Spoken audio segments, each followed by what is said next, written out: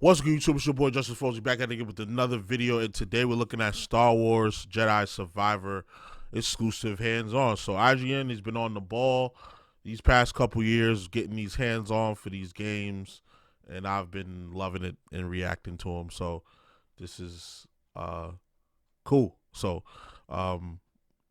we've looked at a couple of other videos, and hopefully we get a more in-depth look at the gameplay and the story and things of that nature. So let's get it.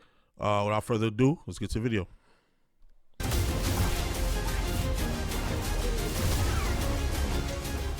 As a fan of Star Wars, Souls-likes, and big-budget single-player action games, Star Wars Jedi Fallen Order was a game that spoke to me on multiple levels. It successfully merged the risk-reward elements of From Software's Soul series with the power fantasy that inherently comes with being a Jedi. That said, it wasn't a perfect combination. Backtracking without any means of fast travel was annoying, exploration was rewarded primarily with underwhelming cosmetics, and I couldn't help but wish that I could do a little more with my powers than just push, pull, and slow. I say all of this because my main Thought I heard something on the takeaway from roughly 5 hours with the upcoming sequel, Star Wars Jedi Survivor, is that I felt like I was systematically crossing off the issues I had with Fallen Order. Survivor feels grander without ever letting the burgeoning scope compromise the exploration and sense of discovery that serves as its heart.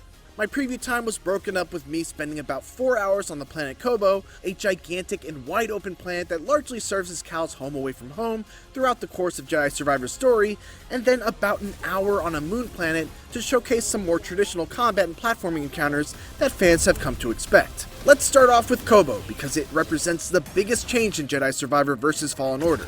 A vast open world that sprawls out in every direction, with interesting encounters and rewards everywhere you turn.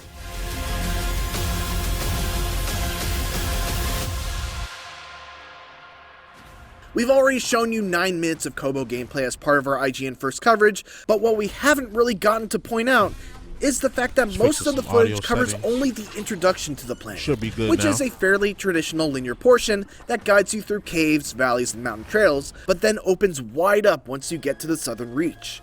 In a moment that brought to my mind the very first time you step out onto the Great Plateau in Breath of the Wild. My main goal throughout this entire section was to reach the cantina to find someone to repair my crashed Mantis. And I could have just booked it over there to get on with the story, but if I did, I would have missed out on so much meaningful exploration. Off in one direction, there was a hidden cave that housed an incredibly tough and incredibly cool boss battle that I'd be remiss to spoil for you here. Off in another direction, there was a Bedlam Raider camp with stormtrooper armor on spikes and a nasty surprise waiting for me in a trapdoor that led underground. And if I took another path, I'd eventually find a Jedi chamber that housed a gigantic puzzle room. Other paths still were closed off until I found a particular upgrade. Better still, all of these excursions felt appropriately rewarding. Most offered me skill points for my trouble, which are much more valuable in Survivor due to the fact that there are now individual skill trees for each lightsaber stance, your force powers, and for flat health and force upgrades. And even the treasure chests that offer cosmetic items have vastly improved rewards due to the fact that you can find entirely different outfits for Cal to wear, as opposed to just different designs of ponchos. In addition to that, you can even find new hairstyles to equip Cal with. My personal favorite so far was a bandana that made him look a little bit like Solid Snake from Metal Gear Solid. Kobo is massive, but thankfully I never felt lost. We're going to equip that one. I'm a huge Metal Gear Solid fan, so I guess I'll know it when I see it. I'm definitely going to equip that one. Some truly excellent map features, like automatic markers that highlight passageways that lead to unexplored areas, symbols that let you know what areas you can't access yet with your current abilities, a trail that marks the way you just came, and of course, fast travel. Thank Yoda for fast travel. Yeah, even better, Cal eventually also gains the ability to tame beasts, so he can use them as mounts or as ways to traverse large gaps. All of these additions, on top of just stellar art design, all add up to make the act of exploring Kobo a joy. Another thing that struck me as I was playing was how good both the level and enemy design was at setting up fun. Okay, so I like the fact that there are some docile creatures. Like every creature you encounter, you don't have to fight. Like they can actually help you progress through the game. Which is save for a few parts. It was kind of not really like that in the first game, Star Wars Jedi Fallen Order. opportunities for you to use your force powers in fun ways. Mini-boss arenas are full of objects that can be force-pulled and thrown to deal big damage. Rolling mines are both a constant threat and a constant blessing when you can send them back at pursuing foes. And there were plenty of opportunities to end a battle before it began by force-pushing foes off a ledge. Kobo is also not a one-stop shop. It's a planet that you're meant to return to many times over the course of Cal's adventure. Aside from the aforementioned locked passageways that Cal won't be able to progress through until he gets a specific upgrade, the cantina and the town it resides in, Rambler's Ranch, doubles as sort of a home base for Cal. There are vendors to purchase new customization options, colorful NPCs to talk to, and every time you come back, you can be certain there will be something new to check out. The second... Okay, so Kubo, this world, is basically the hub world, basically. It's basically, since you crashed your ship, you now have a whole planet. I guess that's the planet you crashed on, or like some sort of allied planet where you find allies.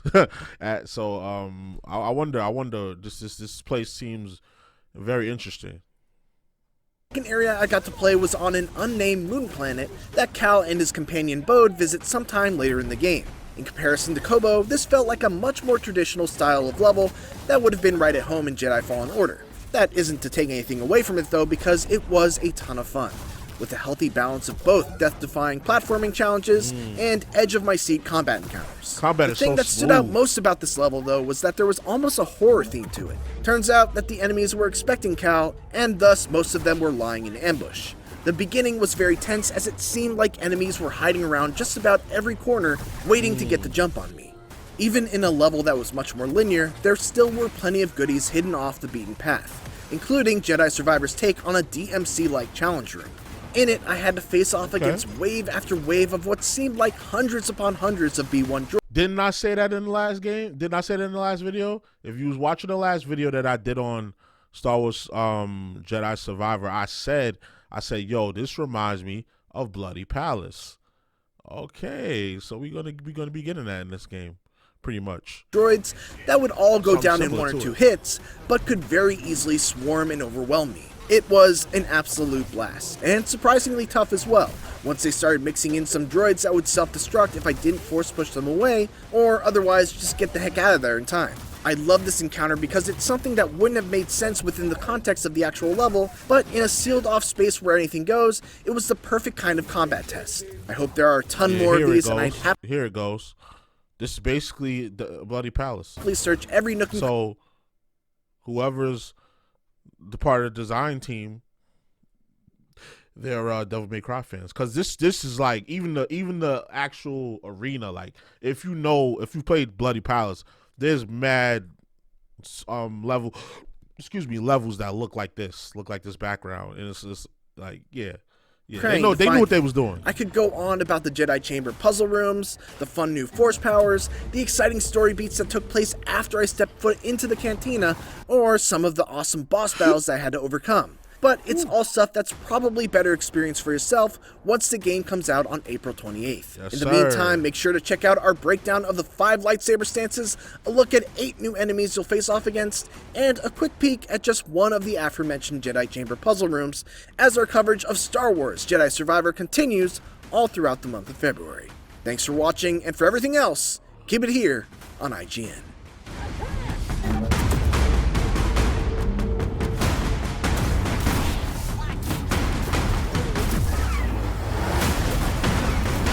That's crazy. That slow power you do.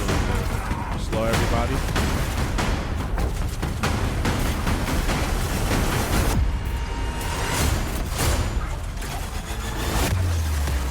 Alright, so we have some audio issues there in the beginning. So if that affects the video, I'm sorry. Then I'm doing this because I got a practice coming that I have to sign for. It's actually my PSVR 2, so I'm definitely not missing that. I put a note on my door and all of that. But yeah, this game is looking awesome. It's a perfect example of how, if it ain't broke, don't fix it. So they basically took the idea of the first game and they sat there and just expanded upon it. So the things that they couldn't put in the first game, that they didn't have time to or due to hardware limitations, they were able to put it into this game, which is very dope. I commend them for doing that. You know, it looks like this was a real labor of love for them, and they really took the first game and took it to a whole nother level. So I can't wait to play this. Comes out April 28th. That's really all I need to say about it, y'all. Y'all let me know what y'all think about the game. Are y'all copying this game? Did you play the first one? Did you finish it? Do you still have to finish it like me, or what? Let me know. So y'all already know the vibes. Like, comment, subscribe, all that good stuff. It's your boy JusticeXFalls, and we out. One.